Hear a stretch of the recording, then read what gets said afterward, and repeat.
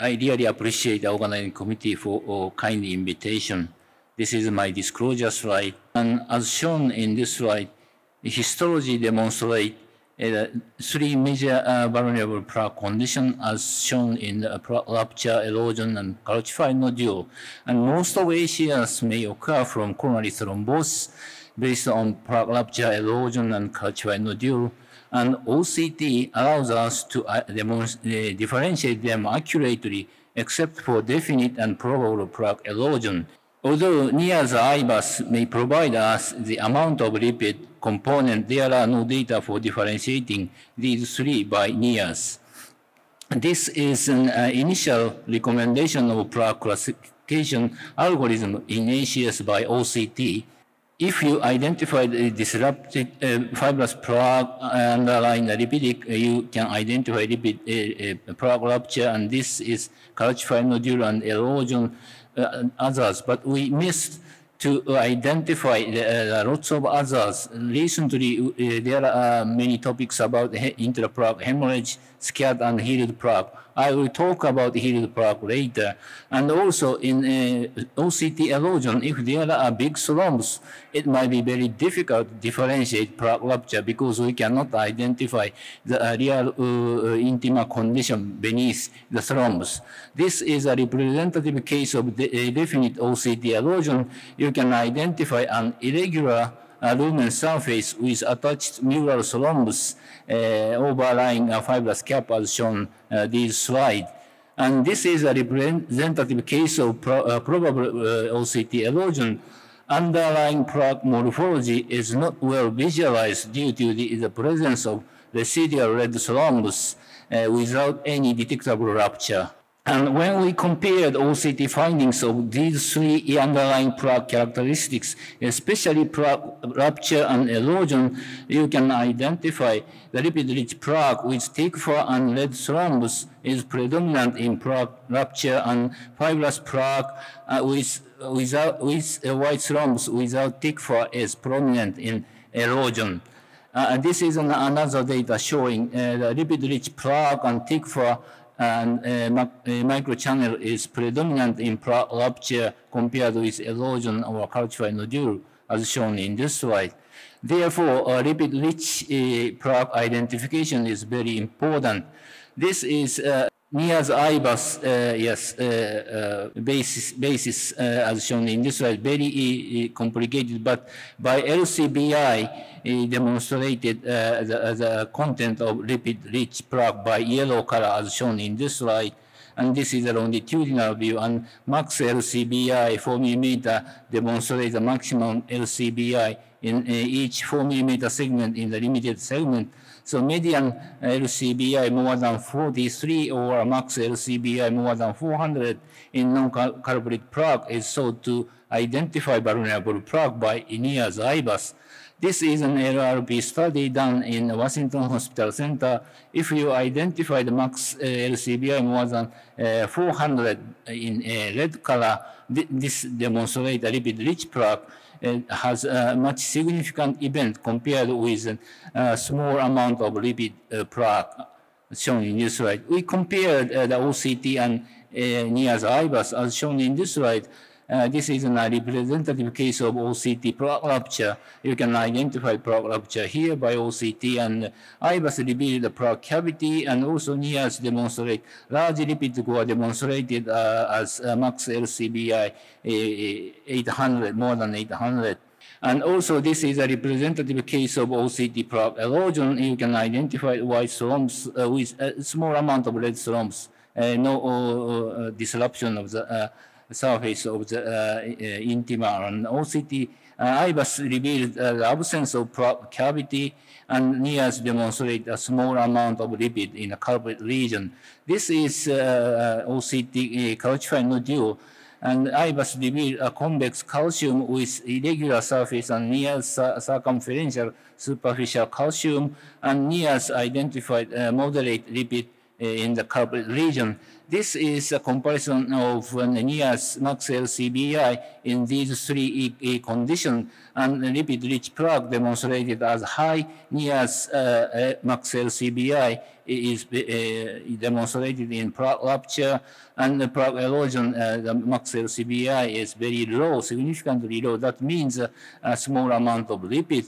There, and cutoff value differentiate plaque rupture erosion by NIAS is around 400. And this is a new algorithm by NIAS HyBiz to differentiate the plaque condition. Calcified nodule, if you have a calcium, convex calcium calcified nodule, and if you cannot differentiate by OCT plaque erosion, definite or not, if you use the NIAS, you can identify the plaque rupture and erosion by the content of lipid.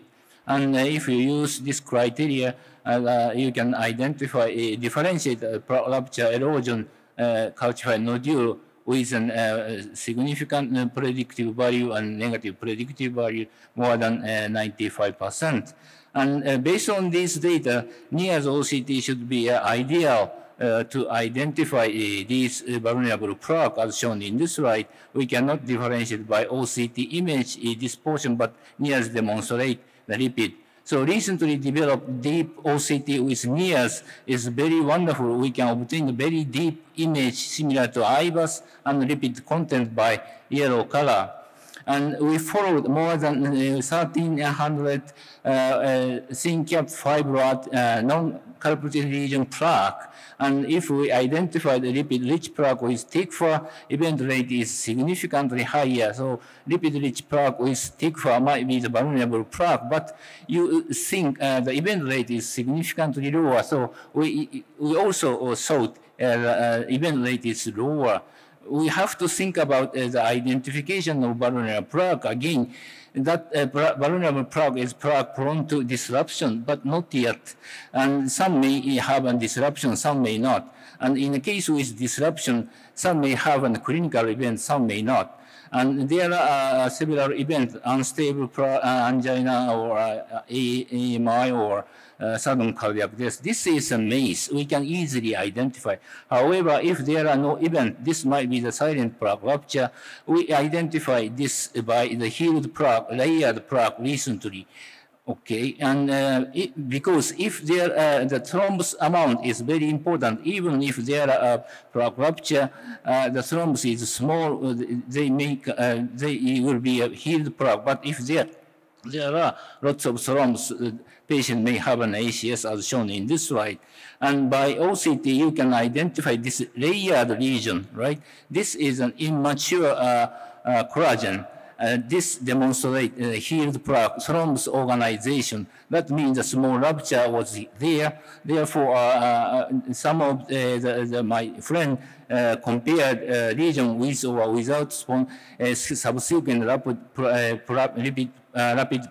plaque progression, and similar to the rupture or TIGFA or macrophage, layered plaque is significantly higher, and also compared with percent diameter area stenosis and layered plaque frequency, significantly region may demonstrate lots of healed plaque. That means rupture heal may accelerate the plaque progression as shown in the right-hand side.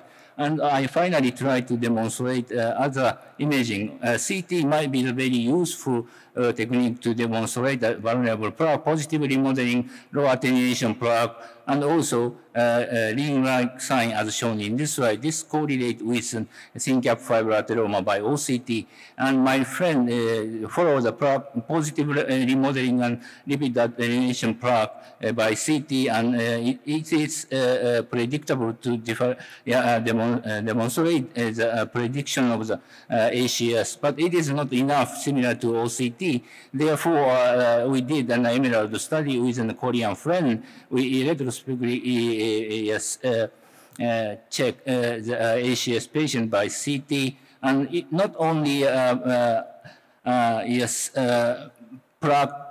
positive remodeling and also the adverse plaque condition. That means positive remodeling, low attenuation. If we take FFRCT high gradient and high shear stress demonstrate if there are two adverse Plaque component and adverse hemodynamic component, the event rate is significantly high. So I would like to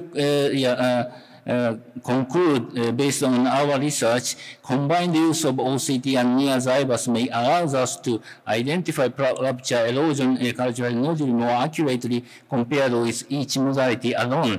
NIRS OCT might be an ideal tool in the assessment for differentiating the type of vulnerable plaque. Recent OCT studies have demonstrated that layered plaque might play an important role for plaque progression as vulnerable plaque. Non-invasive coronary cardiovascular imaging such as MDCT becomes multifunctional and more practical, and it may provide us not only anatomical but also the functional information at the same time for predicting future MACE in vulnerable plaque. Thank you very much for kind attention. Thank you very much for this very exciting talk into evolving technologies.